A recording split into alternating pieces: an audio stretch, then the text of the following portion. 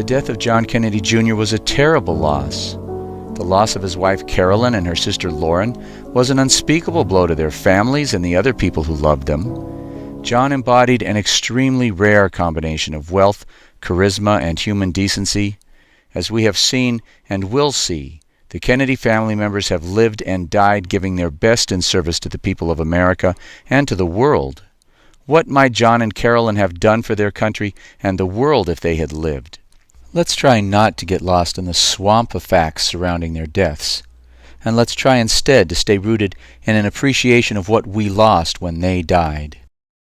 In getting started, there are some preliminary points we should discuss.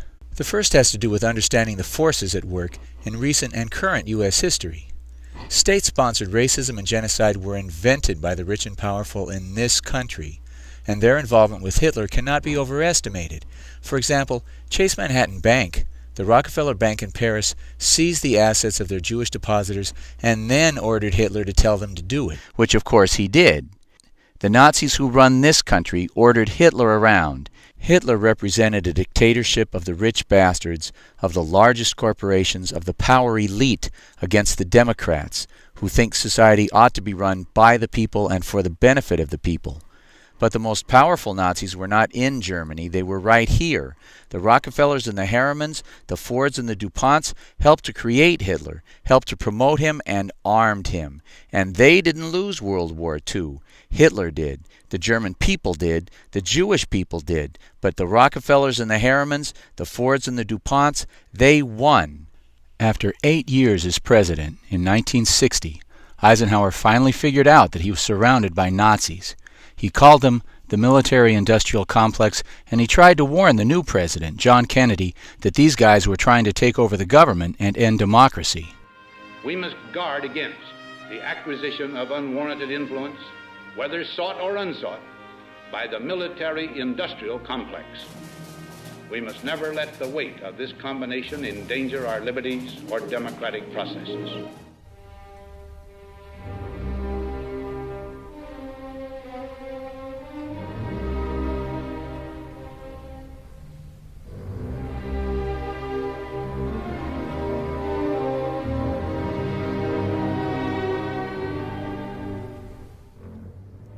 The Kennedy family has a truly amazing history.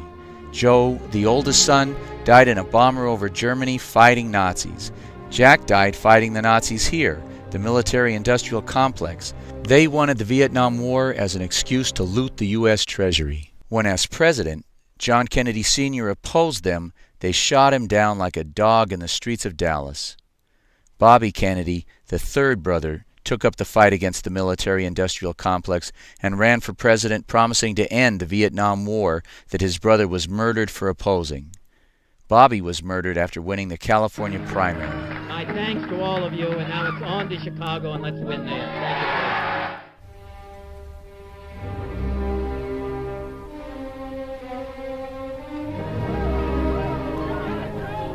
you. The murder, as usual, was blamed on a lone nut, Sirhan Sirhan. But the L.A. County coroner, Thomas Noguchi, said that the powder burns on the back of Robert Kennedy's head indicated that the shot was fired from within 1 inch. We came to conclusion that the muzzle distance would be 1 inch from the right ear edge. But the eyewitnesses all said that Sirhan never came near enough to deliver the fatal shot to the back of the head. And Sirhan was right in front of me, right in front of the steam table and between me. In front? In front, yeah. I had him right in front of me. I didn't let him pass me. I had my left foot on his knees, and he pushed him over. And well, time, how far would the gun muzzle be from Senator Kennedy's head?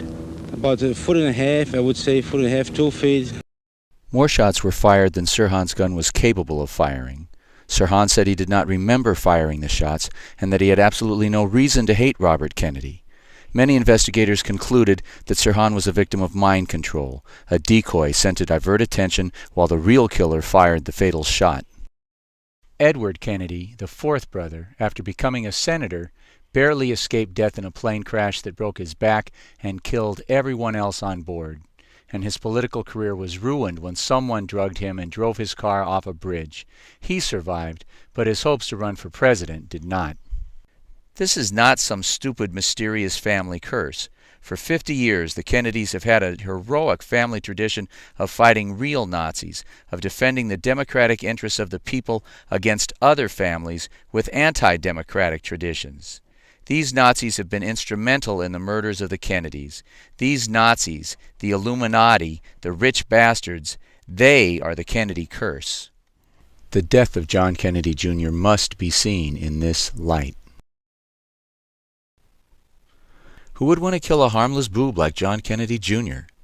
It's a common question that needs to be answered. John was not a harmless boob, and the men who murdered John's father had good reason to fear that he would go after his father's killers. John was not your average stupid, spoiled rich kid. For example, this was his birthday. He was 3. Not your average birthday party. All the women were dressed in black.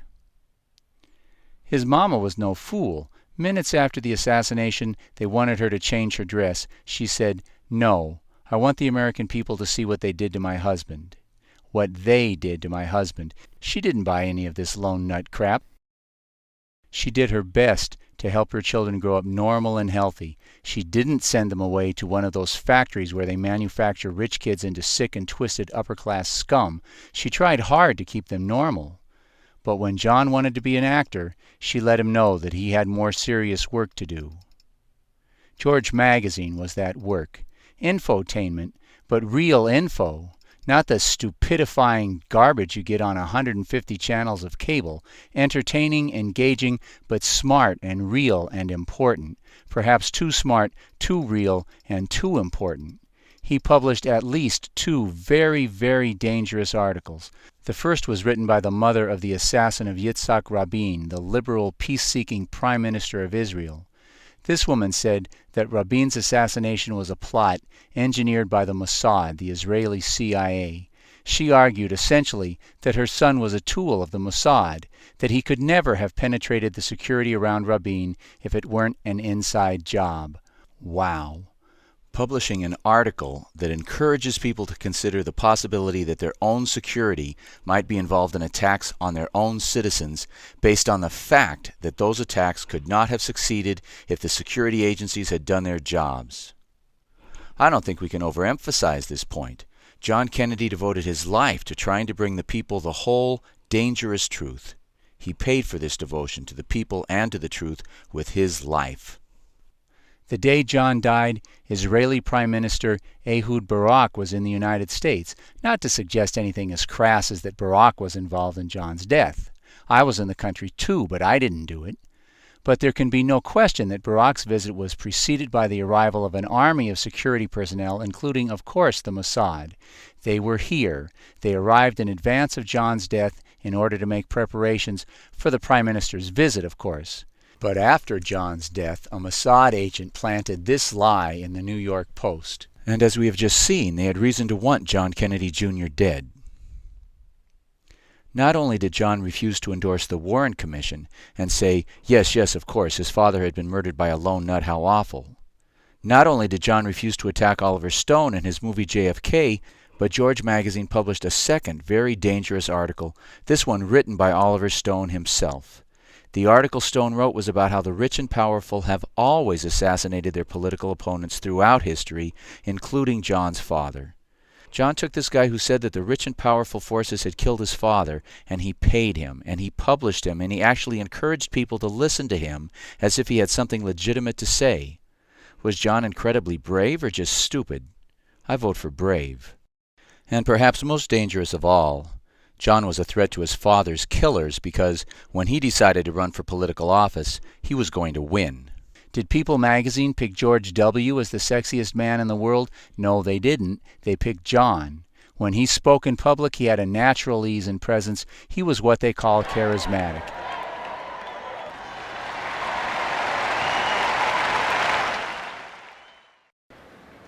Over a quarter century ago, my father stood before you to accept the nomination for the presidency of the United States. America is better because of the leadership of Edward Kennedy. He has shown that an unwavering commitment to the poor, to the elderly, to those without hope, regardless of fashion or convention, is the greatest reward of public service. Which brings us to our next introductory point. If there was foul play in the death of John Kennedy Jr., and we will show absolutely conclusively in a few minutes that there was, George W. Bush and his father have to be seen as the prime suspects. It's an obvious point, really. As we saw in JFK II, The Bush Connection, George Herbert Walker Bush helped to supervise the assassination of President Kennedy, and from that moment on, his political future was made. He was a made man. He lost the race for Senate. They gave him a seat in Congress. He lost again for the Senate. They gave him a job in the White House. He lost the primaries to Reagan. They made him vice president, and he ruled while Reagan napped for 8 years. Does little Georgie's political career show such intervention, such involvement by the dark lords of Nazi politics? You be the judge. A few weeks after John Kennedy Jr.'s death, little Georgie lost to John McCain in the New Hampshire primaries. Now, when you lose in New Hampshire, you're supposed to see the rats scurrying from your sinking ship and jumping on board with the winner. After New Hampshire, the money flows from the losers to the winner. That's how it's supposed to go, as water runs downhill and as day follows night. But in 1999, that's not how it went. Water ran uphill. Night was followed by a much deeper darkness, and money flowed like a plague into the coffers of George W. Bush after his loss in New Hampshire. Now, how can you explain this? Why didn't that loss increase financial support for John McCain by the big money establishment? He was clearly more electable. Why did that loss result in a sudden and enormous increase in financial backing for George W.? These millions of dollars allowed Bush to smear and slime McCain's image with incredible vigor, to buy up the endorsements of the religious groups, of the veterans groups, and to call virtually every voter in the state and tell them the lie that McCain had an illegitimate black child. Why did the big money establishment overwhelmingly support Bush at this time instead of siding with McCain? Was it because McCain was a war hero and Bush was a draft dodger? Was it because Bush had been an openly drug-abusing alcoholic and McCain had led a conservative lifestyle? How do you explain it? It's not so difficult. They needed a stooge, someone they could trust to shut up and do what he was told as they planned and executed the murder of 3,000 Americans, to anger the American people into a series of unending wars, killing tens of thousands more, so that they could steal hundreds of billions of dollars from the national treasury. Now, if his father got his seat at this table by killing President Kennedy, who did little Georgie have to kill to get his seat at this table? It's a fair question. And now it's time to ask the key question you always ask your prime suspect. Where was Georgie the night John Kennedy Jr. was murdered? Go to a news retrieval service and search every newspaper in the world. You'll find that Friday, July 16, 1999, the day John Kennedy Jr. died, Bush was in Iowa in the morning, running for president, flipping pancakes and kissing babies. The polls showed that he was losing in New Hampshire to John McCain. You might see this as a crucial weekend for campaigning, but Bush got on a bus at 10 o'clock that Friday morning and disappeared for 3 days. On Saturday, the media ran to Al Gore to ask his response to John Jr.'s death so he could say how sad and sorry he was. And Gore said that he would cancel all his campaign rallies for the weekend out of respect for the family's losses. And then the reporters ran to the Bush campaign headquarters. I mean, here's Bush, a president's son. What does he think of the death of another president's son? That was their angle. And is he going to cancel his campaign appearances like Gore? But do you know what Bush said? Nothing. He was nowhere to be found. His staff couldn't say where he was, what he was doing, or even when he would be back. Although they were sure, they said, that if they could find him, he would of course express his deep sorrow and sympathy for the family's loss. The last preliminary point to be made, based on the events of John's life, is that he was not a W. He was not an inconsequential, drug-using, heavy-drinking, irresponsible boob. He was a responsible, smart, dynamic, responsible, good-hearted, devastatingly handsome, responsible talent with a winning personality and a commitment to make the world a better place. Did I mention how responsible he was? Specifically and most importantly for us today, he was an enormously responsible pilot. Without a dissenting opinion, the 9 flight instructors who watched John fly over the course of 17 years agreed that he was methodical about his flight planning and very cautious regarding his aviation decision-making. How did such a careful pilot end up crashing into the sea, killing his wife and his sister-in-law, and possibly his unborn child? How? Well, that's what we're here to find out.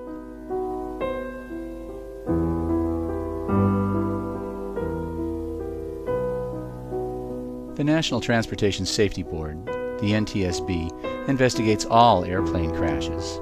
They found no evidence in this case of any mechanical problems. The weather was clear and the moon was visible. The radar report shows that John's plane just suddenly dropped, as if someone had grabbed the controls, the steering yoke, and pushed it forward as hard as they could. It looks like a suicide. And it's standard in any accident investigation to examine the state of mind of the individuals involved, to assess the possibility that the crash was not an accident at all, but a suicide. So let's do that quickly. John and his wife Carolyn were famous for a fight they had in public, and friends said that for 3 years they had disagreed about whether and when to have children. But in May, 2 months before the crash, John was very upbeat about his marriage and told Toronto businessman Keith Stein that he was looking forward to fatherhood. Stein said, quote, "He talked about having kids as if it were imminent in their future." On John's fatal last Friday, he told his staff not to worry about their jobs because, quote, "As long as I'm alive, this magazine will continue to publish," unquote. This would be a really cruel thing for a guy to say who was planning to kill himself in a few hours. On his last Friday afternoon, John and his wife's sister, Lauren, arrived at the Essex County Airport in Caldwell, New Jersey at 7:30. Witnesses say Carolyn arrived 15 minutes later at 7:45, and yet, while conditions worsened as the skies became more and more hazy as the sun went down, they sat around for 45 minutes. Why? What were they waiting for? This is an anomaly. It doesn't make any sense. In any case, at 8:30, 45 minutes after arriving, John, his sister-in-law, Lauren, and his wife took off from Caldwell, New Jersey, and headed northeast towards Martha's Vineyard, ascending to a cruising altitude of 5,500 feet. An NTSB radar analysis shows the final moments of the flight in great detail. At 9:33, the plane, still headed northeast, began descending from its cruising altitude of 5,500 feet. At 9:38, the plane, while still descending, began a slight turn to the right so that it was headed due east, lining itself up with the southern coast of Martha's Vineyard. This was John's favorite approach to the Martha's Vineyard Airport, since it allowed him to fly over his mother's home on the southern shore, where he spent many childhood summers. At 9:38 and 20 seconds, the plane completed the turn and stopped its descent. The plane was now at 2,200 feet. But it's against FAA regulations for a plane to fly below 2,500 feet without first contacting the tower. So in a manner which is absolutely typical of John's carefulness in following procedures, he brought the plane back up to 2,500 feet. At 9:38 and 50 seconds, with wings level, the plane was on final approach with 14 miles to go to the airport. At 200 miles per hour, the plane would land in about 5 minutes. At 9:39, John contacted the tower. We don't know how long this conversation lasted, but at 9:40 and 15 seconds, 1 minute and 15 seconds later, the plane suddenly dove out of the sky, falling 2,500 feet in 45 seconds, crashing into the water at 200 miles per hour.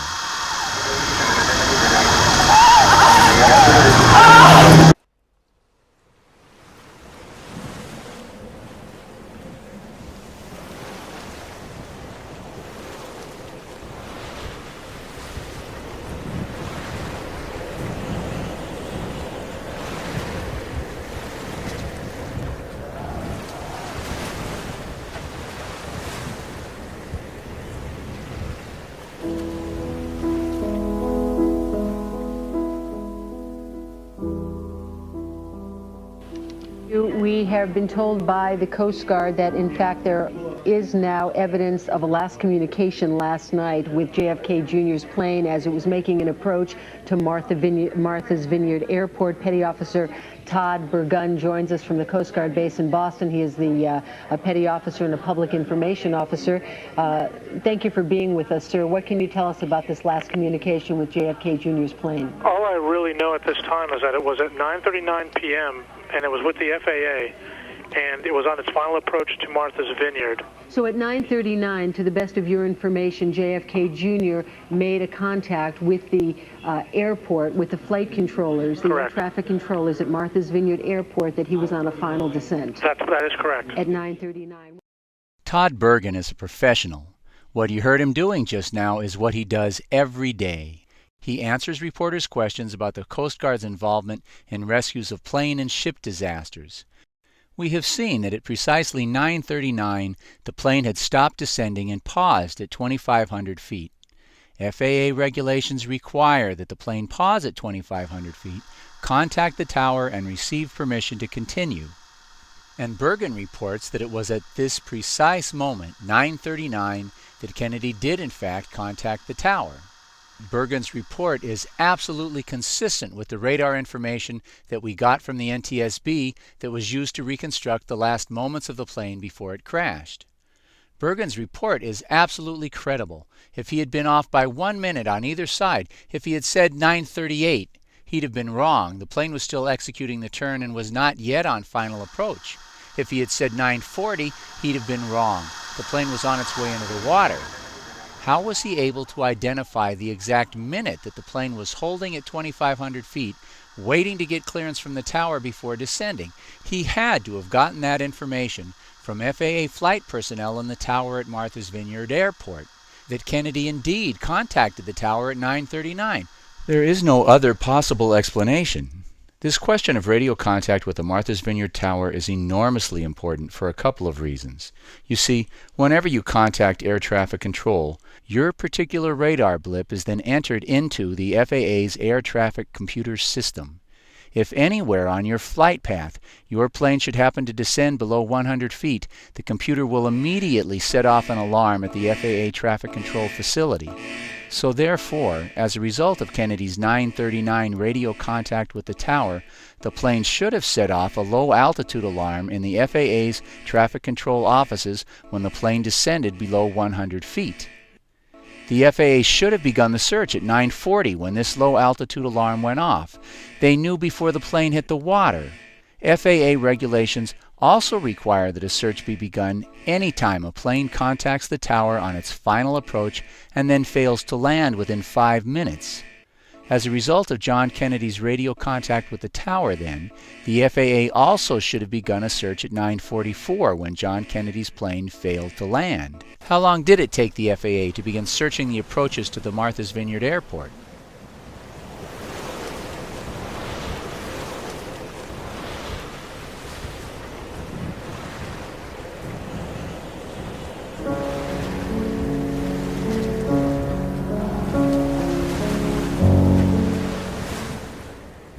If this outrageous delay was actually part of a criminal conspiracy, then it's obvious that this information about John Kennedy contacting the tower would have to be disappeared. And it was disappeared. At 12:30, Burgun was removed. He was silenced. He disappeared from any further reports of any kind. In fact, all government agencies, including the FAA and the Coast Guard, suddenly went silent, and reporters were now referred to the Pentagon. That's right. Suddenly the Pentagon became the center for reporting what was supposedly a peacetime activity of search and rescue, resulting from a peacetime accident. All right, we're told the Pentagon news conference is about to get underway. Let's go there right now. This is an easily used facility. Both the Department of Defense and the Coast Guard, and to try to describe to you what... The Pentagon overtly took control of the news reporting of the crash. This was certainly extraordinary. And Lieutenant Colonel Steve Rourke was brought out to do the official line. I only know for sure that they did not talk to the tower at Martha's Vineyard. No need to mention Todd Burgun's report, because it now officially never happened. Nothing to see here, folks. Now let's move on. Along the route, they may have spoken to somebody, but not at Martha's Vineyard. Certainly not at Martha's. They never made contact with the tower at Martha's Vineyard. That's my understanding. Colonel Rourke is lying. There's no way that Bergen's report could be false. None. The news people didn't believe Rourke for 1 second, and they continued all through the day to report what Bergen had told them. At 10 o'clock, and as we've been telling you all afternoon, his last contact with Martha's Vineyard Airport was apparently at 9:39 with air traffic controllers about 17 miles off of Martha's Vineyard, and that is now... Of course, if they wanted to make Bergen's report go away, the killers also had to shut down the honest people at FAA who had told Bergen about the tower contact, and they did. Do you have any knowledge about that, or whether they contacted Otis, or whether they contacted any other tower within the region?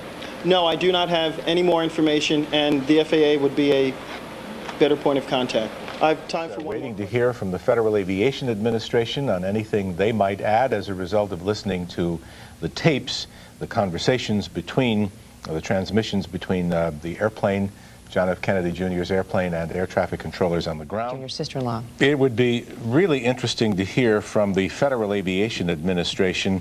They must have by now listened to the audio tapes of the air traffic controllers' conversations with JFK Jr.'s airplane from the time that it left. I'm surprised that we haven't heard anything from the FAA just yet. Hopefully we will hear something from them soon that will give us an indication of what might have gone wrong. From the radar screens, the FAA has said nothing this afternoon. We've only heard from the Coast Guard officials and for the Civil Air Patrol people, but this is what we have. With JFK Jr.'s plane. This report by the official Coast Guard spokesman was probably the most significant piece of information that appeared in the early reports and was then washed away. But it certainly wasn't the only piece of professional on-the-scene reporting that was disappeared from the news by the conspirators at the Pentagon. At about 02:15 this morning, Coast Guard Operations Center at Group Woods Hole in Woods Hole, Massachusetts, received a telephone call from a family friend indicating that John F. Kennedy, his wife Carolyn Bissett, and his sister-in-law Lauren Bissett, who had earlier departed from Caldwell Airport in Fairfield, New Jersey, were late in arriving at Martha's Vineyard. Now wait. John Kennedy Jr.'s plane was expected at the family home at 10. Friends of Lauren's were expecting her at the Martha's Vineyard Airport at 9:30, but no one reported the plane missing for 4 hours, not until 2 a.m.? That's not a very believable story, is it? And it's not true either. Connection at that point, because that's a question that I've had. If they knew the plane was missing, and this is what I heard earlier this morning, that there were family members, a family member of Lauren, or a friend of Lauren Bissett, the sister-in-law of John Kennedy Jr., Carolyn's husband. They were apparently waiting for her at the airport, and when she didn't arrive... These friends of Lauren Bissett, waiting for her at the Martha's Vineyard Airport, contacted Adam Budd, a licensed pilot and airport employee who first contacted the Martha's Vineyard Tower and then called FAA officials in Bridgeport, Connecticut to report that, quote, Kennedy Jr.'s plane was overdue. Any one of these phone calls should have caused the FAA to begin a search. Instead, FAA officials did nothing. Rescue and search crews were contacted early this morning when family members expecting the Kennedys at Martha's Vineyard at about 10 o'clock heard nothing, contacted the airport, were told there had been no word from the plane. They contacted FAA officials who then... In response to these phone calls, the FAA officials did nothing. 1 hour later, at 11 p.m., Senator Edward Kennedy became involved. He contacted the FAA to let them know that the plane was missing. A U.S. senator is going to be able to get some action, right? Wrong. The FAA officials did nothing. Pretty outrageous. And as you can imagine, it attracted the attention of the reporters trying to cover the story, and they tried to grill Colonel Rourke about this outrageous discrepancy. Linda Killian from People magazine. I just wonder if there's any information about why, when the plane was expected in about 9:30, if there's any idea why you were not notified until 3 in the morning, and how important... Well, now you see why the Pentagon had to take over the press coverage. That way, if some terrorist like Linda Killian at People magazine tried to throw a bomb or ask a good question, they could just cut her off. This question of why the plane was not officially reported missing until 2 a.m. never got answered, never got asked again, and never got any mention in any of the media. But so did the Kennedys just give up trying to get a search started? No, they didn't. At 2:15 a.m., a family friend, Carol Radowell, got the bright idea to contact the Coast Guard. The plane was flying over water. Perhaps the Coast Guard could act on its own and search the water, even if the FAA was refusing to cooperate and search the skies. But let's first acknowledge here that if a plane is missing and you call the Coast Guard instead of the FAA, the Federal Aviation Administration, it's either because you're retarded and you don't know the difference between flying a plane and sailing a boat, or it's because you have exhausted all hope of getting the FAA to act. The Kennedys aren't retarded. By 2:15 in the morning, they were desperate and they called the Coast Guard to look for a plane. The Coast Guard cooperated, I guess you could call it that. They contacted the FAA. Ay, Meshuggah. But at least now the FAA was on notice that another government agency was involved. They had to do something, and so the FAA did something. The FAA contacted the Air Force, the government agency most obviously criminally involved in the events of September 11th. The Air Force contacted the Coast Guard, letting them know that the Air Force, not the Coast Guard, was now in charge, letting them know that the Coast Guard should now do what the military tells them to do, and the Air Force then sent the Coast Guard on a wild goose chase to search an area 100 miles away from anywhere the plane might have gone down. Meanwhile, from 2 a.m. until 7:30 a.m., the Air Force and the FAA did nothing. At 6:30 a.m. on a Saturday morning, Ted Kennedy woke up John Podesta, Clinton's chief of staff. At 7 a.m., Podesta woke up Clinton. At 7:15, Clinton told Podesta to call the Air Force and tell them that if they didn't have a search underway in 15 minutes, they shouldn't bother to come to work on Monday because they would all be fired if they weren't in jail. The Air Force said, "Oh, you want a search? We'll give you a search," and they scattered 2 planes and 2 helicopters across 20,000 square miles of ocean. The Air Force kept them searching this vast expanse for the next 5.5 hours. Now, obviously, not everybody at FAA was involved in a criminal conspiracy, with Colonel Rourke and the Air Force and the Pentagon. After all, Bergen got his information about the tower contact from some honest person at the FAA, and many other professionals at FAA also did their jobs as usual. For example, studying the radar tapes of Kennedy's flight, performing what is called an NTAP radar analysis. The name of this type of review of the radar records, NTAP, means that you go back to takeoff. You start with the plane identifying itself to the tower, giving its N number, its registration number. In this case, N529JK. The plane's radar blip is identified at takeoff, and this particular blip is then followed along its flight path until it disappears, indicating the crash site. The New York Times says this information was available at 5 a.m. and hard-working, honest news people with contacts at FAA got a hold of this radar information, and they put it into their TV broadcasts, and they put it up on the screen at the same moment that they were asking Colonel Rourke to explain why, 8 hours after the results of the NTAP radar study were available, the search vessels were still scattered all over the Atlantic, when the radar showed definitively that the plane had gone down on the western approach to Martha's Vineyard. Colonel Rourke, Martha Raddatz from ABC. ABC is reporting today that the plane possibly went into a dive about 19 miles off the coast of Martha's Vineyard. Does that mean the search will start focusing right there and you will pull away from, say, Long Island or other areas you're searching, or will you pretty much go about what you're doing? We'll continue on the same track that we're on, which is to search the entire area. We have nothing that absolutely pinpoints one area as opposed to another, so we can't rule out the entire flight.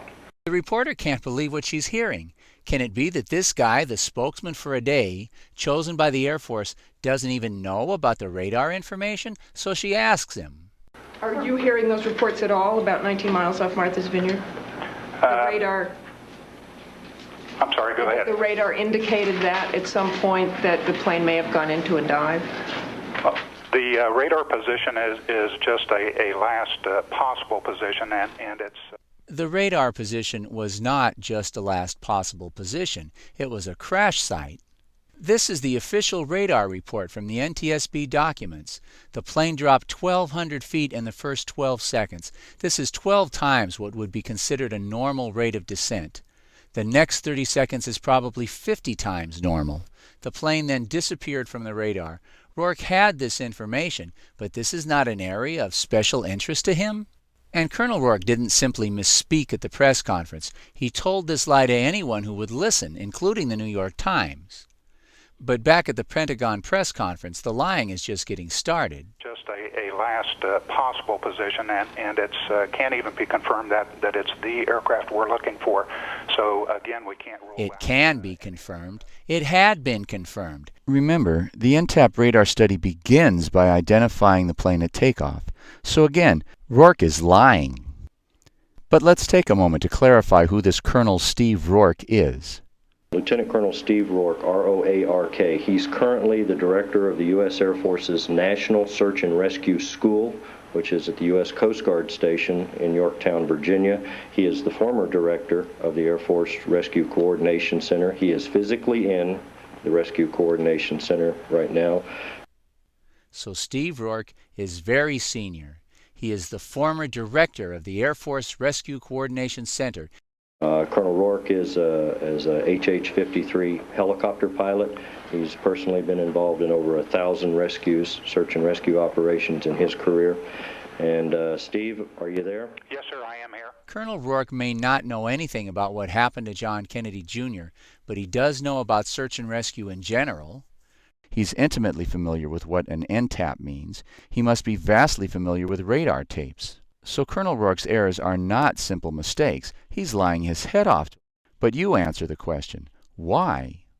I guess "I don't know why" is a perfectly legitimate answer to that question. But can't we do better than that?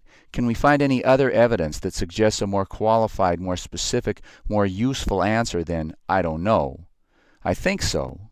The obvious answer is that they were trying to keep the rescue craft out of the crash area.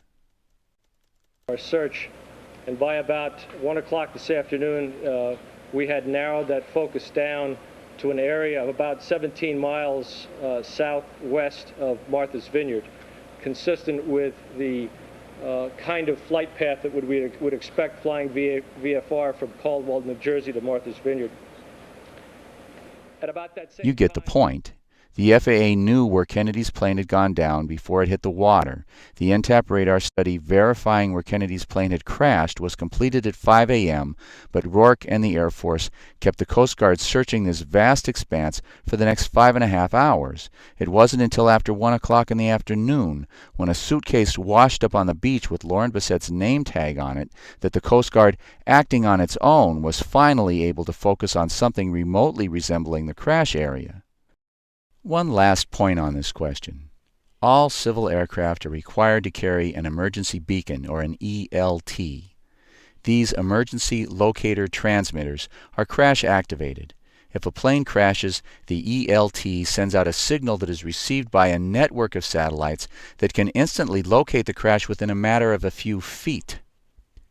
So, where did ABC get the information for this picture, which shows a beacon in the crash area?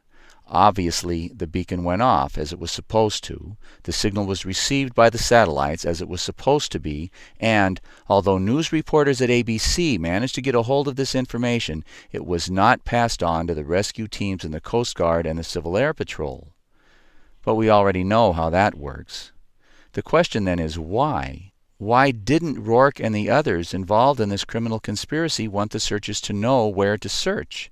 Again, "I don't know" is a pretty legitimate answer, but, again, can't we do better? Well, let's keep putting together the pieces we can and see what kind of picture we get.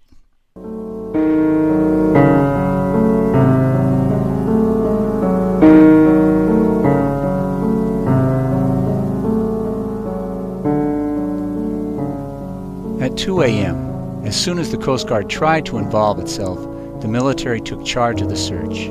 As we've seen, they hit or destroyed many pieces of vital information. In addition, the Mafia, the military, and their accomplices have also seen fit to lose many crucial pieces of information which are essential to our being able to see and understand what happened. Through dumb luck and hard work and invaluable help from others, we've been able to replace many of these missing pieces. We also heard that they picked up a radio beacon, the emergency beacon that these airplanes are equipped with, and they're set to go off on impact. We now know, for example, that it is more than likely that John's emergency beacon, the ELT, went off and was received, but that this piece of the puzzle was removed. We can easily replace it. We found out that Adam Budd reported the plane missing at 10 o'clock. We found pieces of the puzzle that show the family, including Senator Kennedy, also made reports, beginning only a short while after Adam Budd's report at 10 p.m. and continuing throughout the night. The NTAP radar information, as well as the news that John Kennedy contacted the Martha's Vineyard Tower on his final approach, also got lost. As a result, 15.5 hours of search time were also lost. And what emerges from this scene is a conspiracy between the upper levels of the Air Force and FAA to manipulate events, draw a false picture of John as a careless and incompetent pilot, and to prevent the search and rescue teams from arriving at the crash area for as long as possible. And there are more missing pieces. For example, all of John's flight instructors would be shocked to find out that, according to Colonel Rourke and his friends, on this particular flight, John did not follow two of the most basic and routine safety procedures. He did not, according to the bad guys, file a flight plan. And they say he did not contact any of the radar facilities along the route of his flight to Martha's Vineyard. The reason for filing a flight plan with the FAA is that it tells the search and rescue people where to look for you if you go missing. John had always filed a flight plan before on all of his previous trips, but not this time?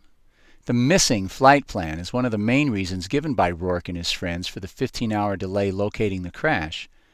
There are also several good reasons that a careful and conscientious pilot like John would always contact the air traffic control radar facilities along the route of a flight.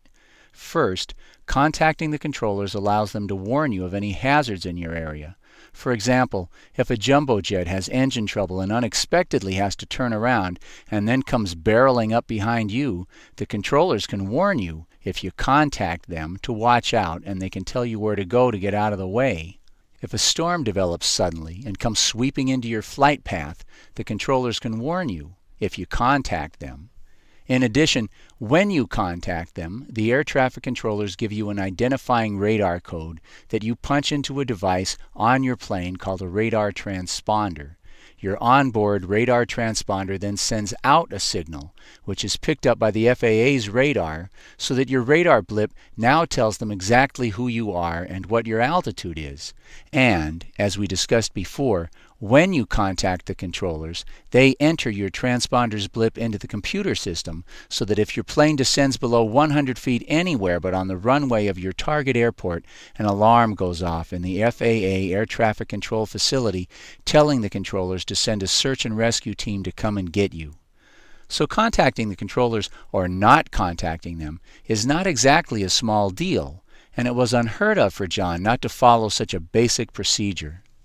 So Rourke and his friends say that John Kennedy never contacted anyone and never filed a flight plan, and idiots like this guy point to this as evidence to show that John was a careless, irresponsible daredevil who deserved to die. But, given Rourke's record of lying about everything else, the fact that Rourke says anything certainly doesn't mean that we should believe it, maybe the opposite.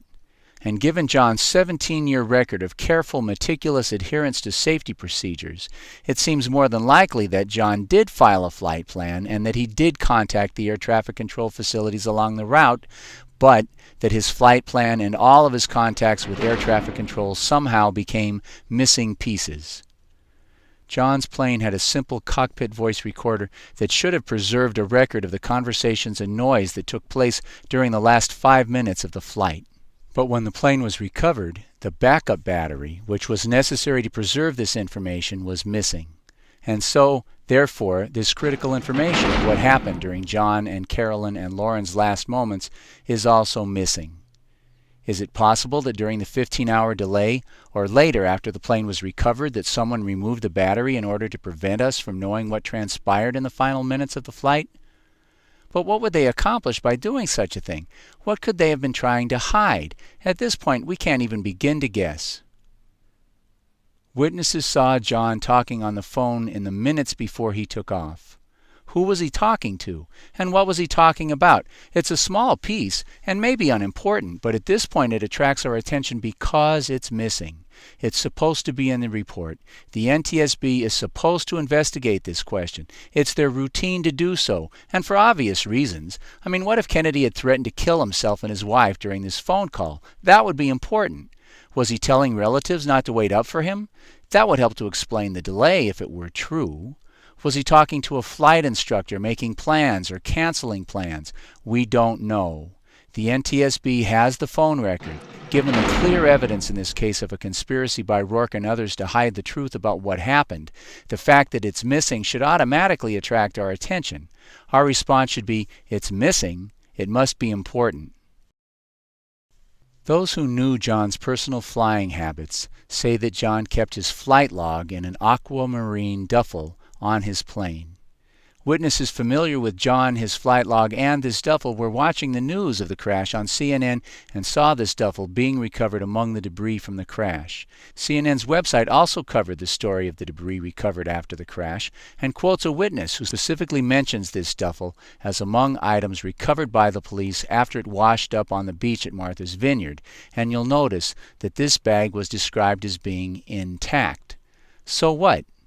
Well, according to the witnesses, if the bag was intact, it would have contained John's flight log. Again, so what? Who cares? I mean, why would anyone want to hide the flight log from us? Well, the flight log records who was on the plane, and it does this for one principal reason, so that if the plane crashes, we can recover the flight log and verify who was on the plane. Then we know how many bodies, living or dead, we should be looking for. The insurance companies know whose policy they have to pay out on and whose they don't. To the insurance companies, anyway, answering the question of who was on the plane is not a small deal. This question will become even more important in just a minute. Right now, the most important lesson I need you to have learned from the murder of JFK is how to smell a rat. Please recall how we saw that the reports from professional, reliable, on-the-scene witnesses of shots from the front disappeared. They were replaced by unsubstantiated reports that all the shots came from behind. The point is this: when rich and powerful bastards are killing a Democratic leader, our best chance to find out the truth will come from the earliest reports.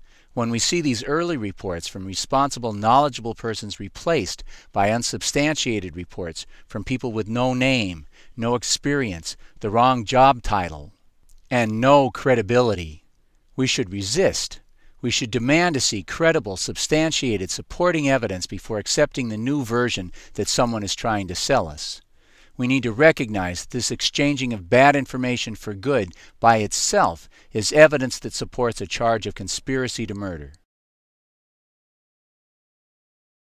At this point, according to what the family has told us, it is believed that Kennedy was the pilot of the plane and that, in fact, he was the only pilot on board. There had been earlier reports that perhaps there had been a fourth passenger, a flight instructor. According to the family and what they have told us, that is not the case. The family is also saying that they are not sure that JFK Jr. had the proper license to pilot the plane last night, though the FAA has in fact not confirmed that.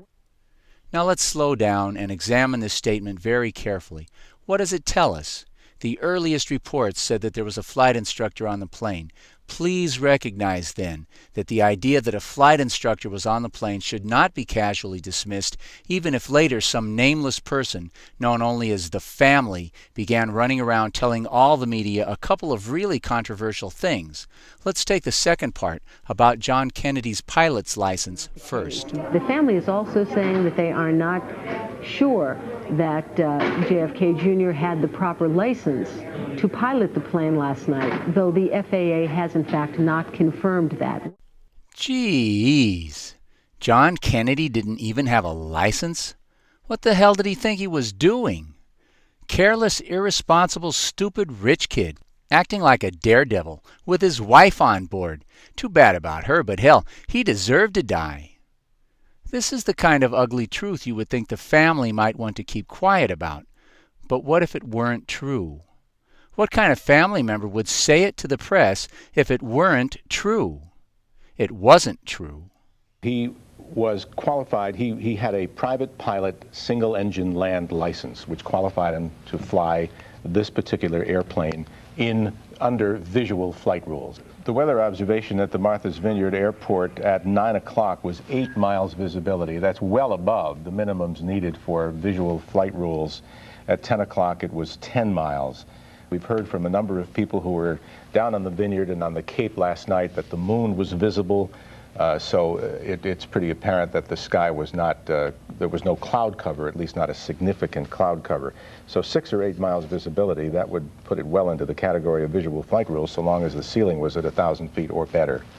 It wasn't true. Kennedy had 17 years experience, over 300 hours of flight time, enough to qualify to become an instructor.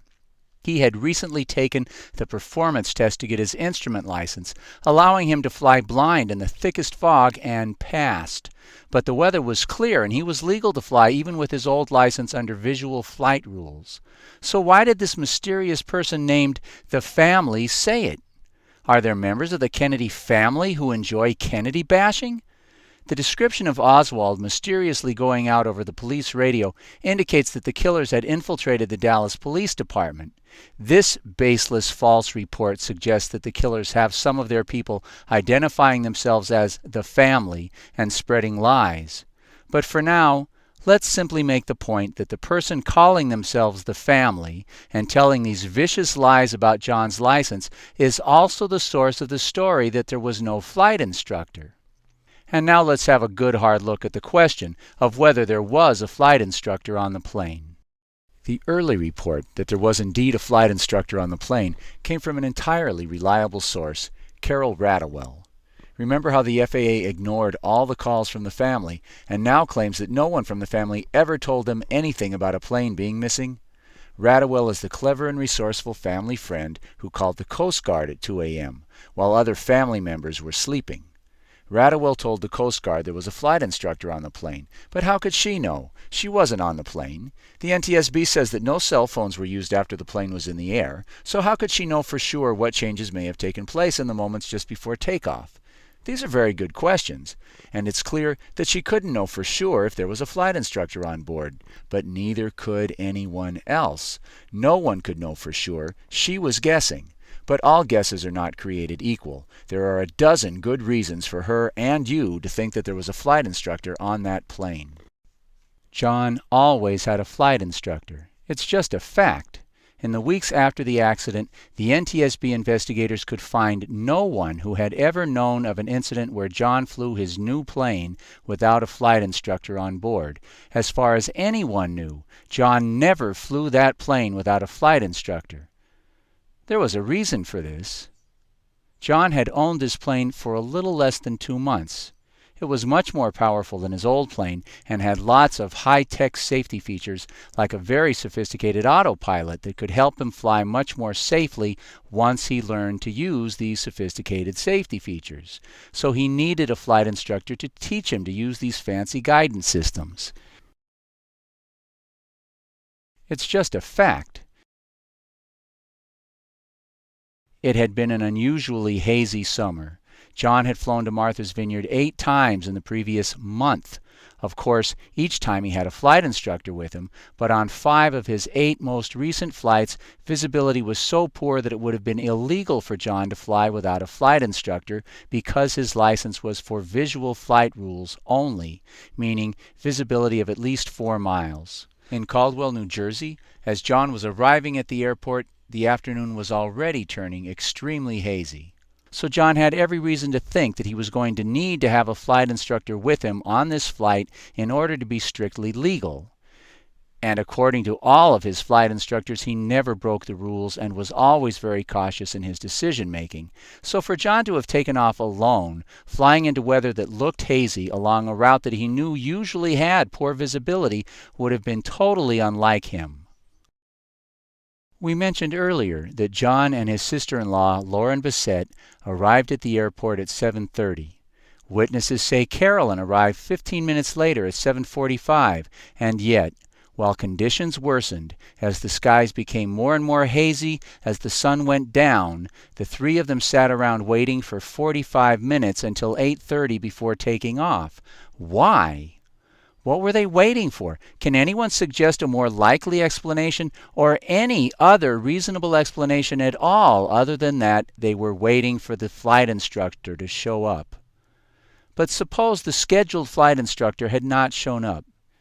This would not be a problem for John. He routinely called them at a moment's notice for any sort of emergency. Clark, somebody originally said that he had a flight instructor because he was concerned about the cast on his leg. Secondly, I heard also someone suggest that he had a flight instructor with him because he is working on an instrument rating. And that's how you work on an instrument rating. You fly with the certified flight instructor who sits in the right seat. You sit in the left seat, and as you normally would, and you fly, and the instructor's there to guide you and to take over, frankly, if if you get into any trouble. So those could be the two reasons there was some suggestion or speculation that he might have had a flight instructor. Let's take these two reasons one at a time. The second one first. Kennedy was working on his instrument rating, but he had passed the written exam. He had passed the performance evaluation, but he needed to log hours, so that he had every reason to fly with an instructor and no reason to fly without one. And now let's get back to that first point. Clark, somebody originally said that he had a flight instructor because he was concerned about the cast on his leg. In fact, Kennedy had the cast removed from his ankle the day before, but he was still on crutches. He did not need his feet to fly, but he did need them to move the plane around while it was on the ground. Flying with the injury was not impossible or even dangerous, but it was inconvenient. And what do millionaires like John buy with their money? They buy convenience. It would have been much more convenient for John to have a flight instructor along. But we're just getting started with his foot injury. You see, lots of people who cared about John were worried about him flying with a broken foot. It may not have been a real threat. You don't need your feet to fly, but it was an obvious problem that easily attracted people's attention.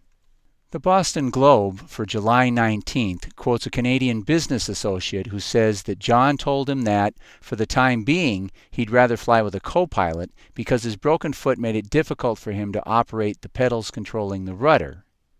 Richard Blow, his friend and co-editor at George Magazine, had lunch with John on Friday afternoon, the day of the crash. Blow describes their lunchtime conversation and says that he told John he was worried about him flying with the injured ankle. "Don't worry," he said. "I'm flying with an instructor." And what do you think his wife is going to say? Here you have a guy on crutches because he crashed his mini-plane 3 weeks before. Every time Carolyn looked at him, what did she see? She sees a guy on crutches because he crashed his mini-plane 3 weeks before. How likely is it, do you suppose, that his wife is going to get on his plane with him without a professional pilot on board? You do the math. Ask any married man if you need help. The chances of her getting on that plane are a lot less than zero. It is incontrovertible that in the last seconds before takeoff, Kennedy may in fact have taken on a flight instructor. How can anyone say for certain that he didn't? Until the wreckage and the flight log were recovered. Oh wait, they claim they didn't recover the flight log. That means there's no official record of who was on the plane. And it's well recognized that in ocean disasters, just because they didn't find your body doesn't mean you weren't there. For example, when they finally located the wreckage, the Coast Guard and the Navy scoured the bottom for every piece of available evidence. Thousands of small pieces were recovered.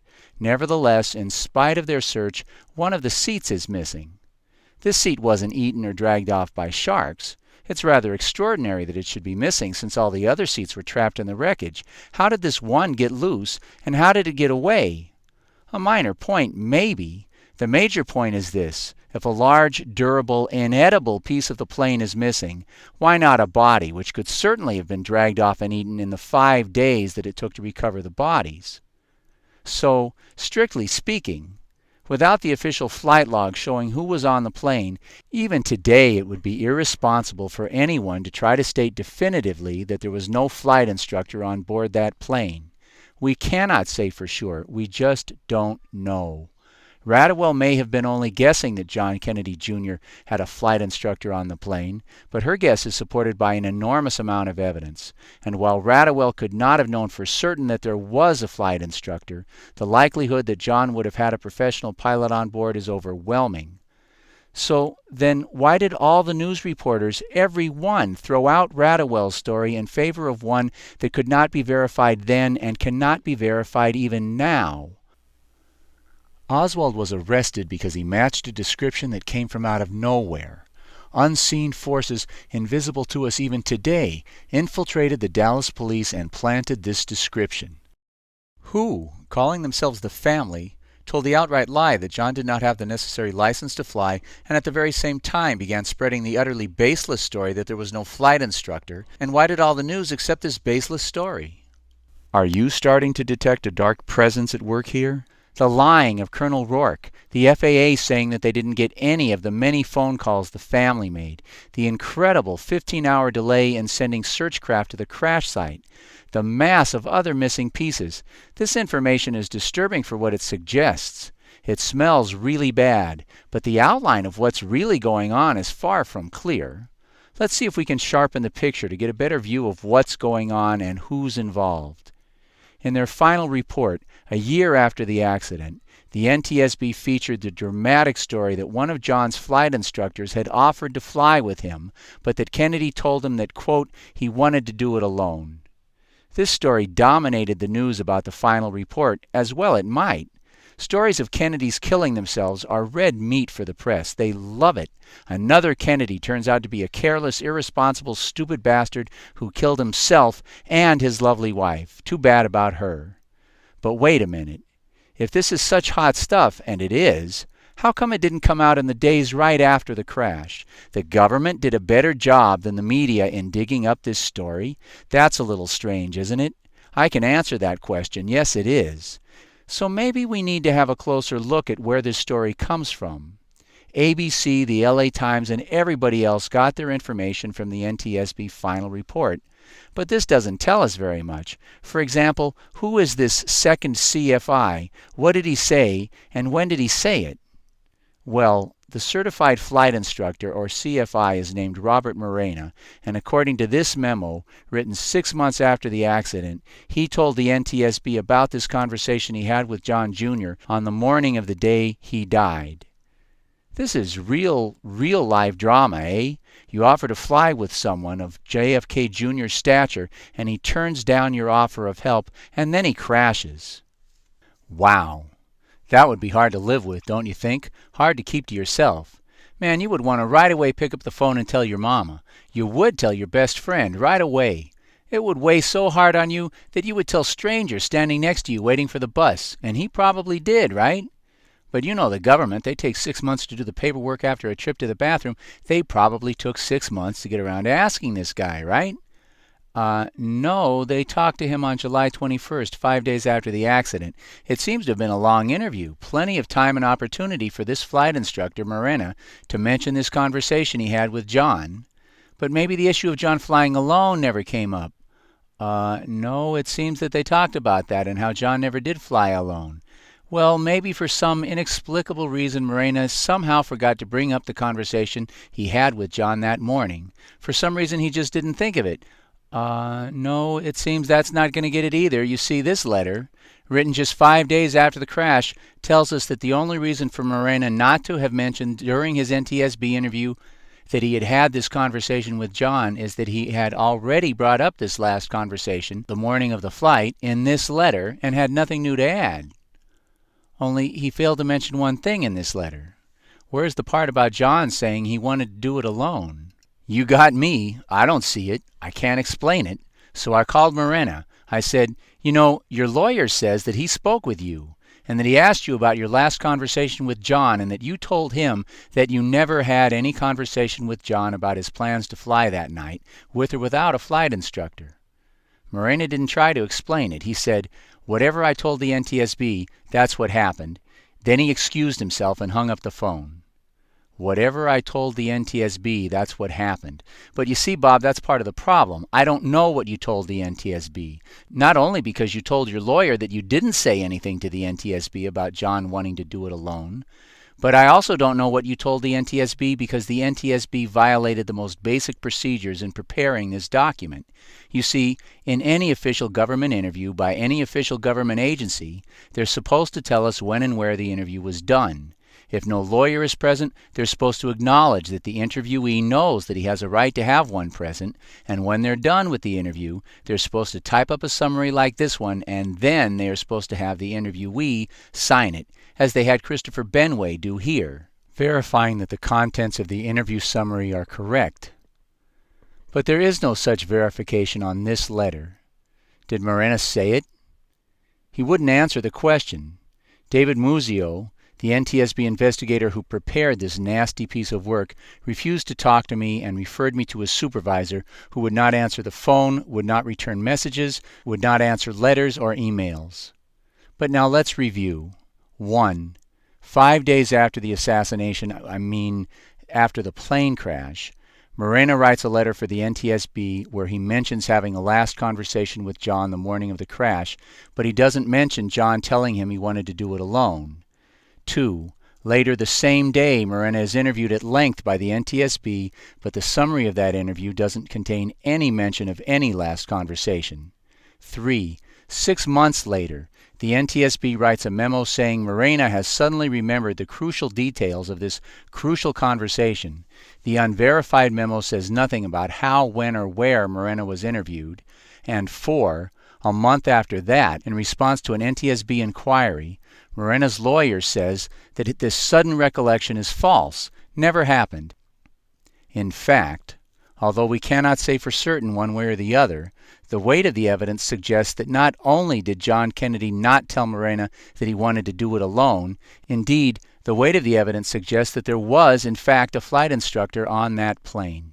Nevertheless, Morena's utterly incredible story was put into the NTSB final report and was then carried as the lead story in all the major media. I'm not implying, I'm saying, you can put this stuff on your roses, but don't you dare swallow it.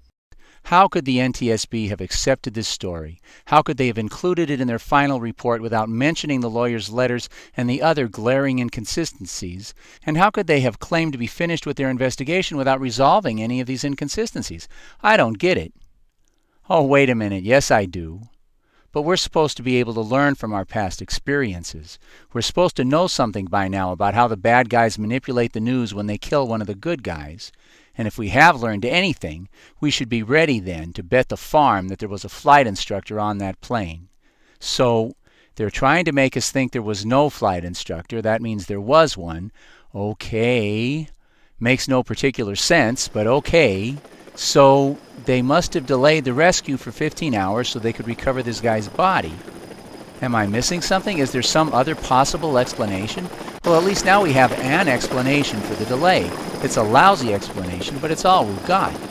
Apparently, they pulled this guy out still trapped in a seat, which is why one of the seats was missing. Okay, this is crazy, but it's the only remotely reasonable explanation for what we know happened. I mean, why else present this dubious crap to us to make us think there was no flight instructor?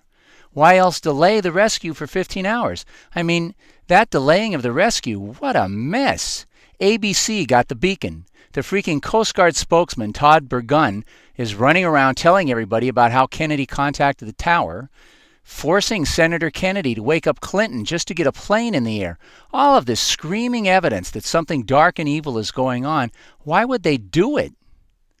Okay, well now we have an answer. They did all of this provocative stuff because they didn't want the search and rescue craft to get to the crash site until they had time to recover the body of the flight instructor, get the logbook, and remove the battery from the cockpit voice recorder. But why?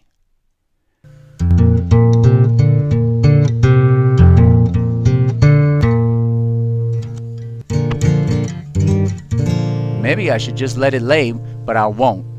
I guess it's just the kind of animal I am. Maybe I'm a little bit like them that way. See, they could have just left it alone too, and they didn't. I mean, suppose they let the news people keep the story that a flight instructor was on the plane, and suppose the body of a flight instructor got recovered. What does that prove to a suspicious guy like me? I can tell you what. Not a damn thing. But the instant, the millisecond I heard that the story had changed, that suddenly there was no flight instructor, the hair stood up on the back of my neck. No fooling. I knew right then I had to start looking as deep as I could go. And the way things are now, with the evidence we now have in hand, the one thing that is clear here is the presence of an unseen hand at work, trying to guide us to think that there was no flight instructor on the plane. And to me, that about proves that there was one. You may think that sounds crazy, but now answer me this then. Why did they steal the father's body and alter his wounds? Why? No good reason, but they did it. And because they did it, we now have 3 eyewitnesses to the deed, giving us our only real clear proof of government involvement in the conspiracy to murder. Thank you very much. It was a stupid idea for them to have did it. What can they gain by it? Nothing. The government doctors were going to lie about the wounds. Dr. Humes was going to say what they told him to say. It didn't matter what the wounds looked like. But they went ahead and they did it anyway for the pure pleasure of doing it, because that's just the kind of animals they are. Well, come on if you're coming. I'm going in after 'em. Ain't no help for it. It's just the kind of animal I am.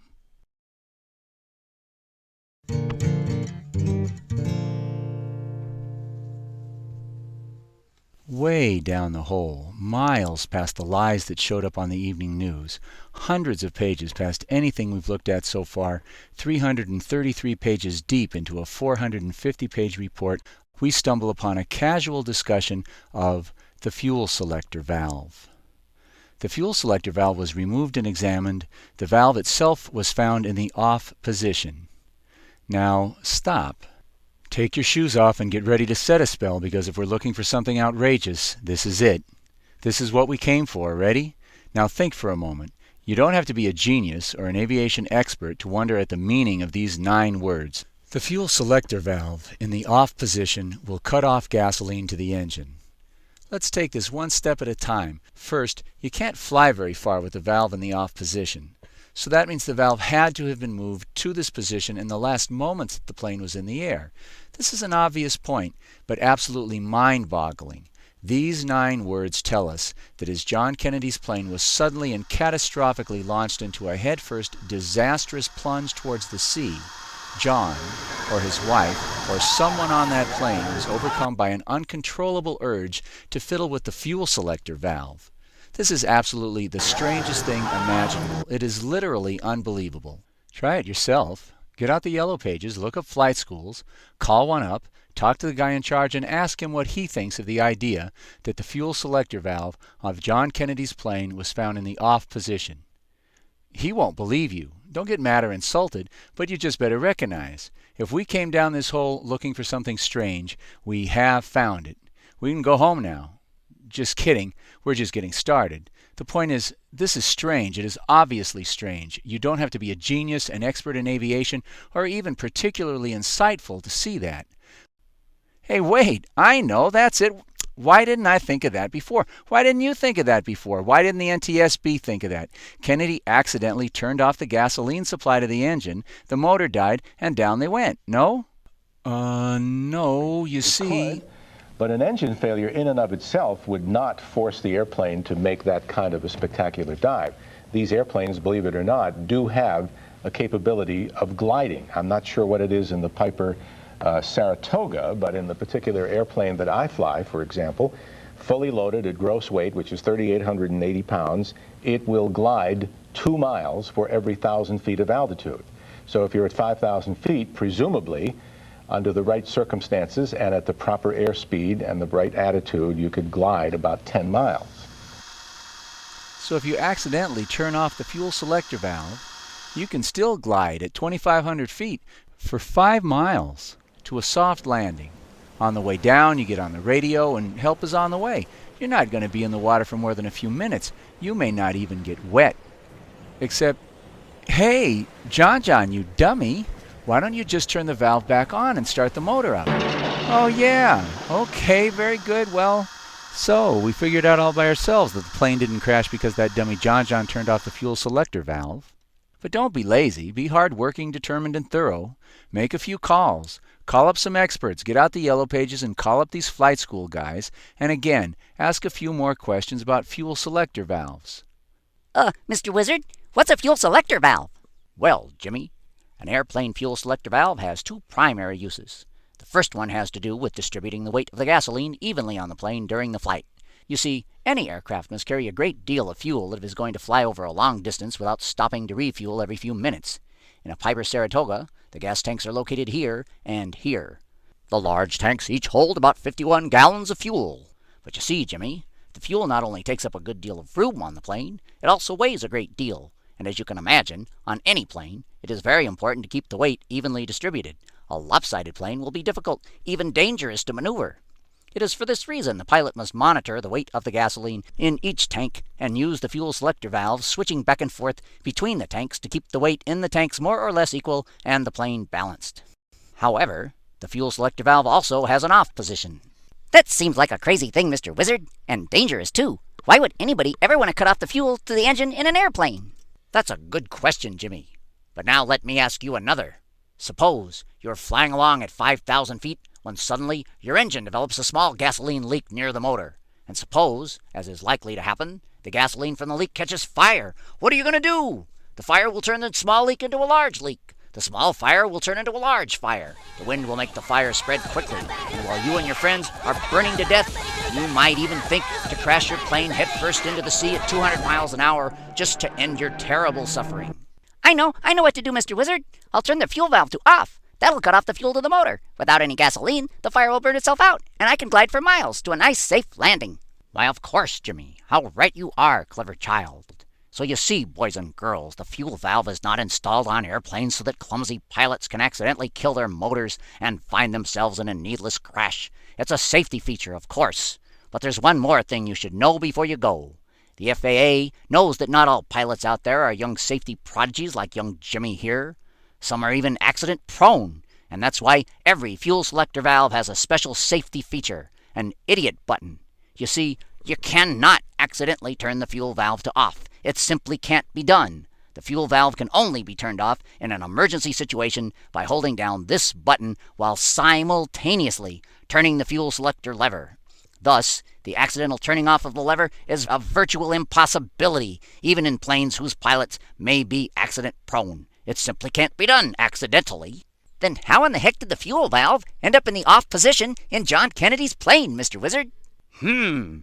I don't know. Indeed. Thanks a lot, Einstein. That really helps. It couldn't happen by accident. That means someone in the plane had to have done it on purpose, in the seconds before they all died. Oh, well, that clears everything up, right?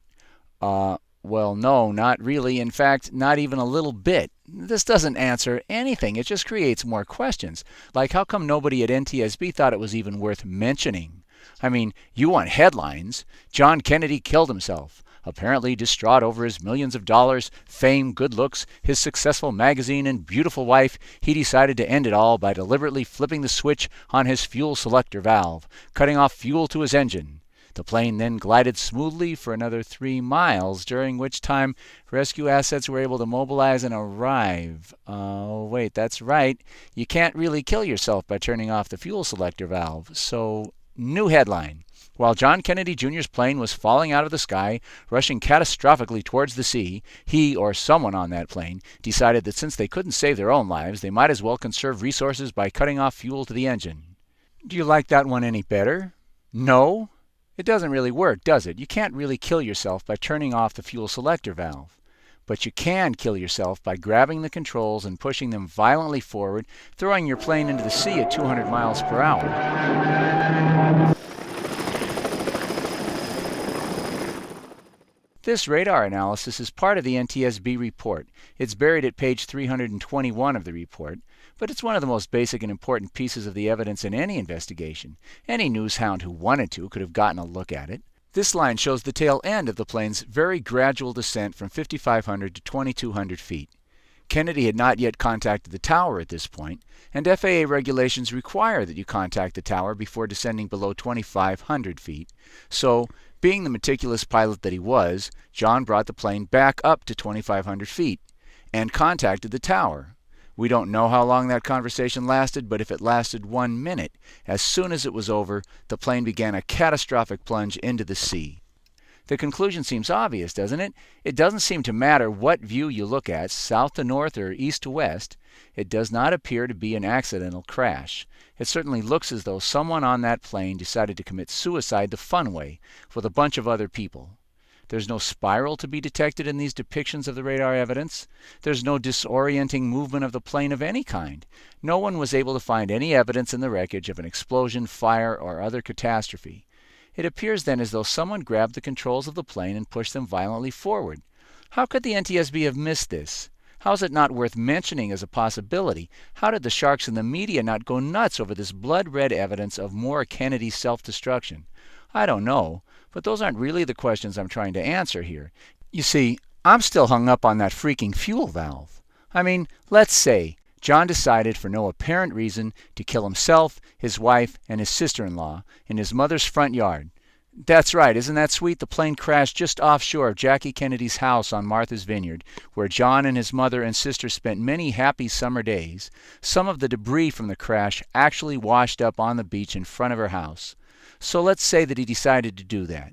And he decided to do it on the day before his cousin Rory's wedding, just to ruin the memory of her wedding in everyone's mind forever, so that they could remember the occasion the way he remembered his 3rd birthday as one of the saddest days of their lives.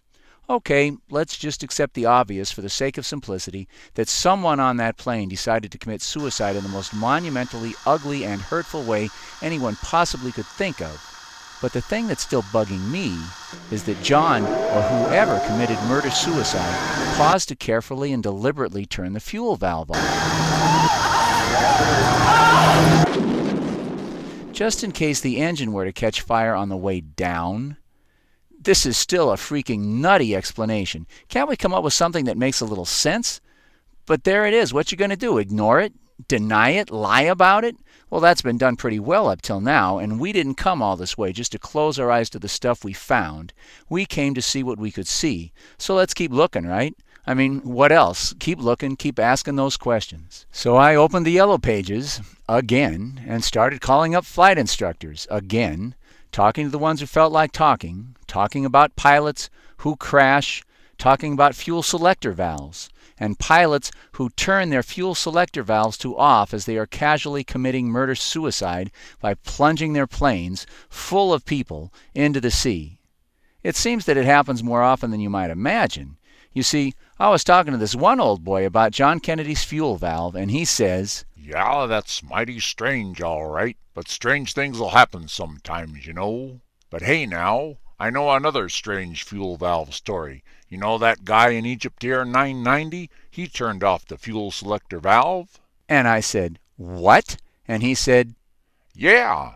You know, there was that flight out of New York City, Egypt Air 990, 15 weeks after John Jr.'s crash. There was a plane full of Egyptian military people, and right after takeoff, one of the pilots walks into the cockpit and says something about Allah Akbar, and bang, he grabbed the controls, the yoke, the steering thingy, and he pushed it all the way forward, sending the plane plunging straight down towards the ocean. Well, there's about 5 other pilots standing around, and they all jumped on this one maniac and pulled him away from the controls. And then they started struggling, pulling back on their steering yoke, trying to pull the plane out of the dive. But the plane had gathered speed and momentum, and a big airliner doesn't want to turn very easily under the best of circumstances, and so these guys are really struggling. And so while all the pilots are occupied with trying to bring the plane out of its dive, the maniac simply turns around and pushes the idiot button and turns the plane's fuel valves to off, instantly killing the engines. Now without engine power, a 757 is a hulking dead weight, and the plane simply continued its natural course, plunging into the sea, killing 217 people. Damn. Well, thank you, Professor. That's a hell of a story. And folks, that's just the beginning. Egypt Air 990 hit the water 50 miles from where John Kennedy Jr.'s plane went down. Now there's a coincidence for you. And I should probably mention, no one in Egypt buys this story. First, outside of military operations, Muslims don't commit suicide. It's just not part of their culture.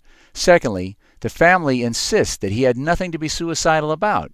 His family loved him, his career was solid, his life was good. So many Egyptians think that it's more likely that the plane was taken out by an Israeli missile in order to kill all the military people on board. But the black boxes were recovered, which not only recorded the sounds of the pilots' voices and the sounds of the struggle, but a second black box recorded the readings from all the gauges and the movements of any levers and instruments used by the pilots to control the plane, including the steering wheel thingy, the steering yoke, and the fuel selector valve. Well, there's a third explanation. See if you like it any better. According to this theory of what happened, the maniac pilot on Egypt Air 990 was a Manchurian candidate.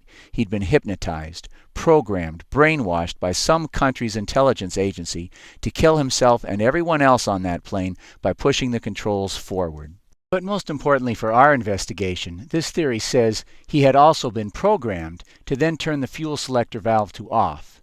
He had been programmed to do it 3 months after someone on John Kennedy's plane did exactly the same thing. What do you mean programmed? Hollywood has made 2 movies in the last 40 years with the title The Manchurian Candidate. Both movies tell the story of individuals who have been programmed through mind control techniques to murder political figures. The films are not based on fantasy. You can scarcely imagine how delicate and easily manipulated the human mind is. The next time a hypnotist entertainer is in town, take in the show. This fuel valve business made me want to know more about hypnotism, so I went to see this guy, Mark Sweet. You would not believe it if you hadn't seen it. Only a handful of the people who volunteered and got up on the stage actually went under and were hypnotized, but those who were would believe anything this guy said and therefore do anything this guy asked. Here he tells 2 of them that their butts are glued to the seat and they can only free themselves by wagging their tongues around in the air. Believe me, if that bench had had an airline steering yoke attached to it and Mark told them to push it violently forward and then turn off the fuel control valves, they would have done it. After the show we talked to them and their families. This was not a setup. But don't take my word for it. Go yourself. The CIA has been studying the potential of hypnotism to fulfill their requirements for mind control for 40 years. They would like you to believe that in 40 years they've learned nothing. Of course they're lying, but how much is there to study? Using hypnosis, Mark can make a person do anything. The only difficulty then is that not everyone is easily hypnotized. You can bet then that the CIA spent the last 40 years messing with people's minds, trying to figure out how to hypnotize anybody they want. This guy was just fooling around. The CIA, however, was not. The CIA has conducted mind control experiments under the title MK-Ultra for 50 years, many of them at this Canadian hospital. Here, the CIA's fascist scientist, Dr. Gottlieb, used all kinds of fancy techniques in his experiments. They would use intensive electroshock and LSD and other disorienting drugs to, in his terms, de-pattern individuals, basically to wipe the slate clean. Second, using tape-recorded messages, try to program in new behaviors by repeating these messages hundreds of thousands of times, while the victim was immobilized with other drugs. And the final phase was to try to wipe the slate clean so that people could not, again, remember what had happened to them but still have the new behavior. All without getting permission from anyone. Now, it doesn't take long to figure out why the CIA or other intelligence agencies would be interested in such research. Indeed, the goal of this program was to create Manchurian candidates, individuals who would go out and do whatever they had been programmed to do, including political assassinations, and who would remember nothing about their programming when their assignment was over. There is important and credible evidence that John Lennon's killer, Bobby Kennedy's killer, George Wallace's, and Ronald Reagan's would-be assassins were Manchurian candidates, victims of this kind of mind control. It seems, in fact, that after the fiasco of the murder of President Kennedy, which fooled only 20% of the population, the Manchurian candidate has become the method of choice used by these killers for removing those who get in their way. So what? So these monsters certainly have the capacity, the ability, the means to program people to kill themselves on an airplane full of people. The question is not can they. The question is did they?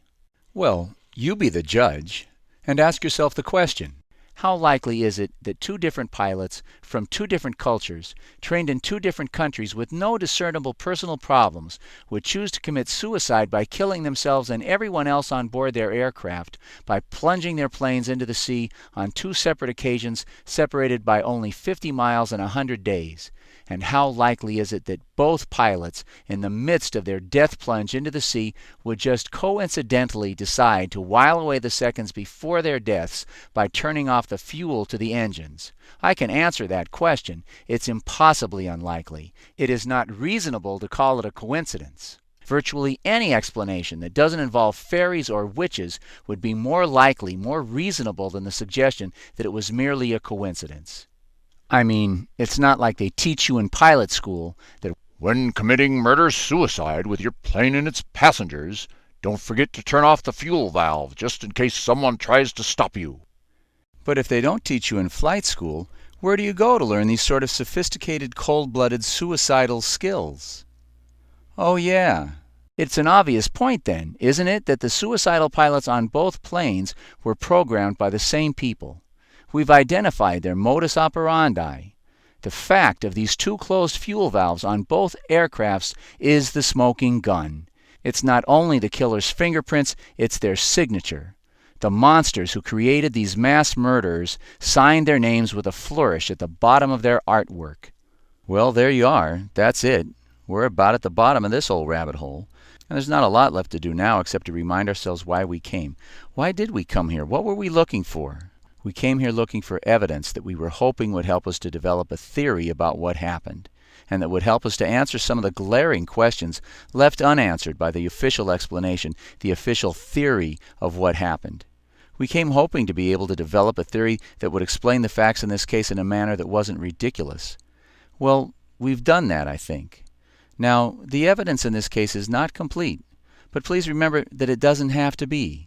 The evidence proving how the solar system operates would be considered incomplete, incredibly complex, difficult to understand, and virtually unprovable to the ordinary person until the start of interplanetary space travel 50 years ago. Now, if most thinking people didn't accept Galileo's version of the solar system as soon as they heard it 400 years ago, they did accept it as soon as they compared it to the Pope's ridiculous story about giant crystal wheels rolling around inside a giant crystal ball.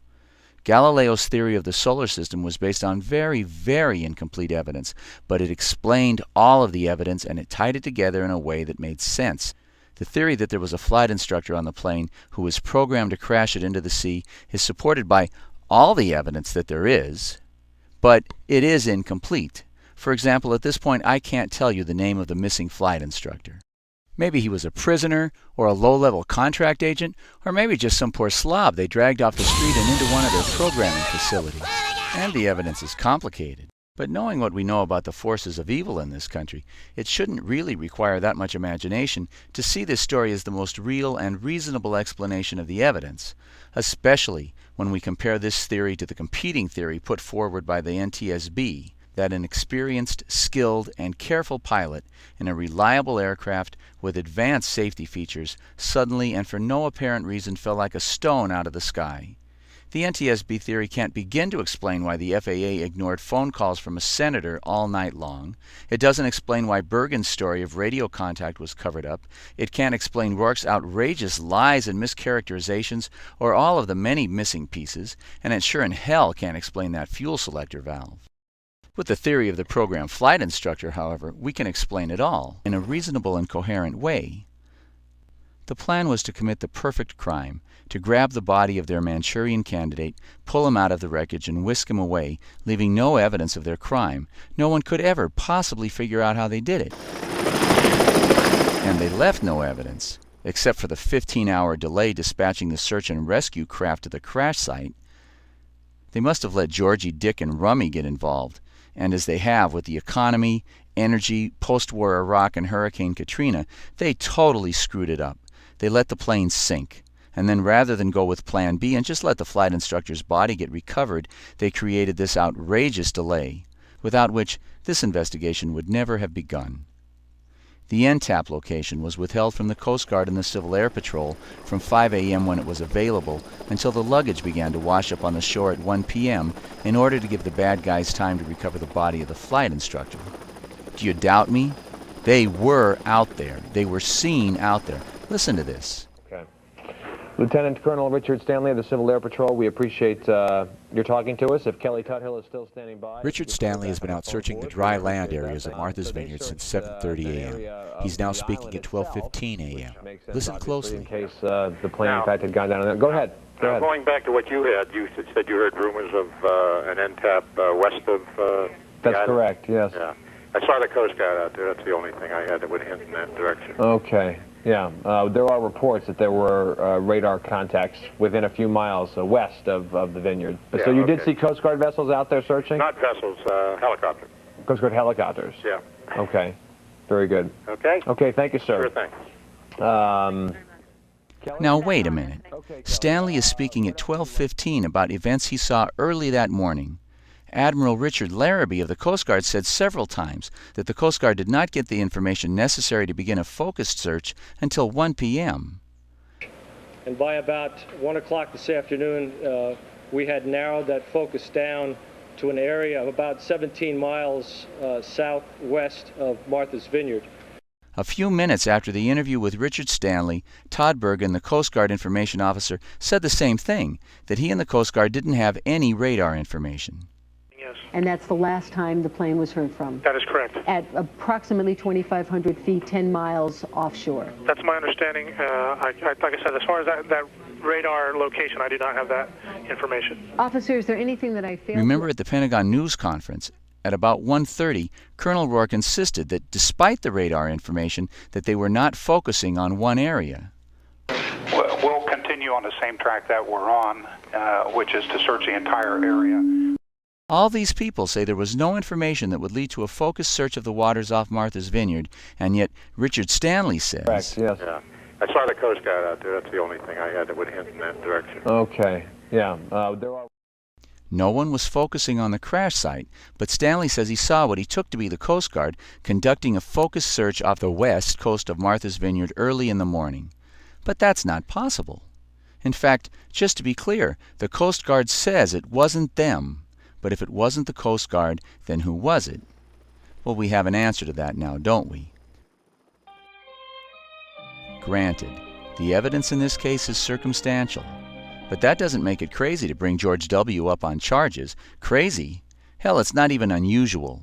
It is part one of the absolutely basic standard operating procedure for any criminal prosecution, a two-step process that has put tens of thousands of Americans, perhaps hundreds of thousands, in prison today using less evidence than can be presented in this case. Step one of the process is to review the evidence, so let's do that quickly. 1. The guy's father was a murderer. John's refusal to accept the official version of his father's murder, his promotion of Oliver Stone, his commitment to publishing bold and important truths about the crimes committed by governments against their own citizens, and his real potential to seek and win high government office all made John a very real threat to the monsters who killed his father. 2. Bush Sr. earned the oil mafia's support for his presidency by killing John Kennedy Sr. His reward for participating in this murder was not only a place at the table of these killers, but, as we have seen, their guaranteed, undying support for his political career no matter how many times he lost. They picked him up, sewed him back together, and promoted him to higher and higher positions of political power. 3. Georgie is clearly now a leading member of this oil mafia, secretly sworn to serve their interests. While he has been president, the oil mafia's profits and prospects have soared through the roof. Of course, the American people pay. He may only be a stooge at this table, but he is a stooge not only with a seat, but with his own little nameplace marker at the table of this mafia, that you have to earn your membership in by committing a murder. So point 4 in the evidence is that George W., like his father, would also have to kill somebody to 5. Get the oil mafia to support him instead of McCain, and to get a place at their table, like his father before him.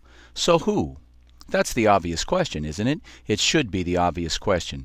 Who do you suppose these sick and twisted bastards decided Georgie should kill to make his bone? They decided, the father kills a father, the son should kill the son. They liked the poetry of it. We have proved that John Kennedy Jr. was murdered.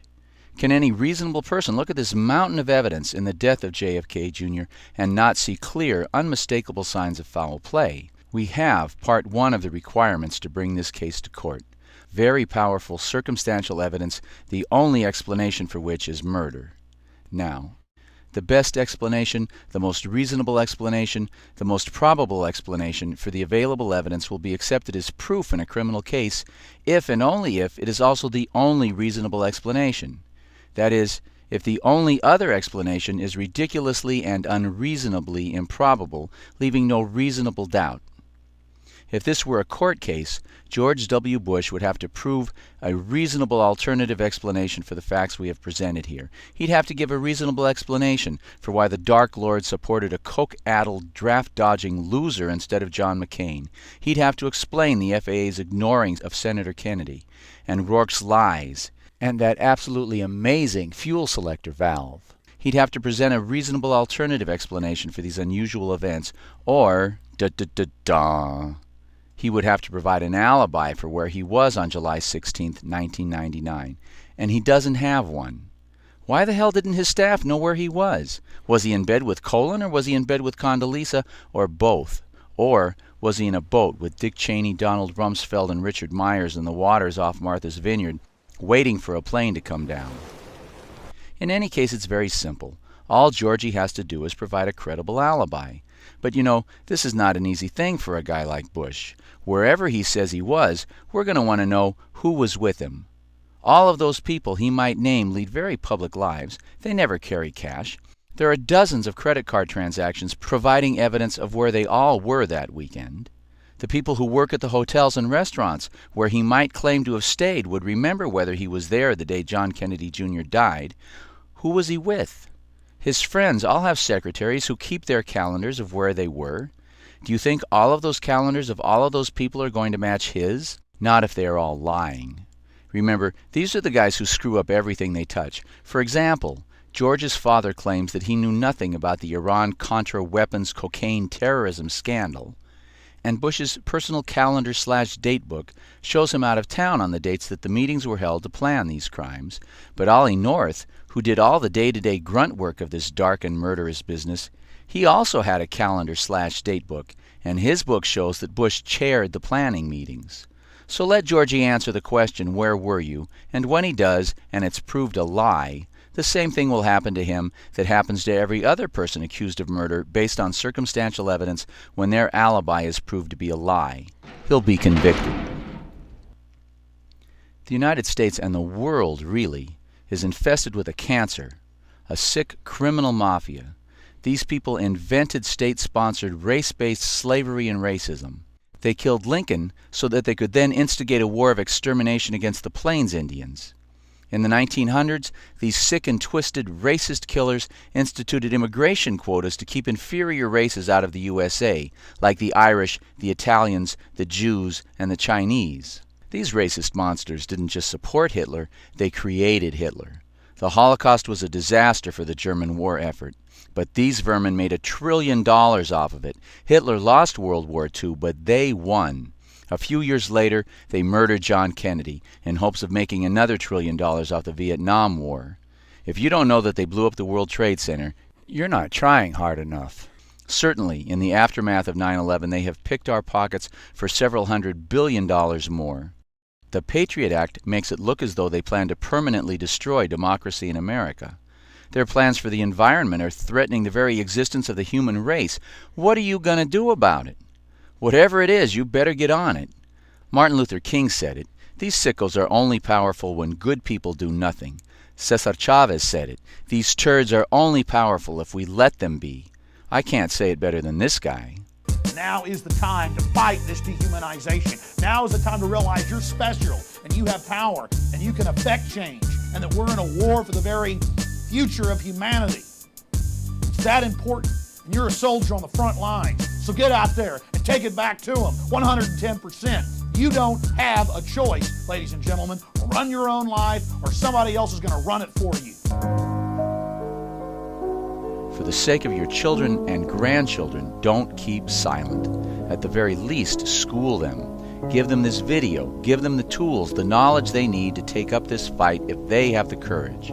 This video is their real history. It may be the only real history they'll ever get in their lives.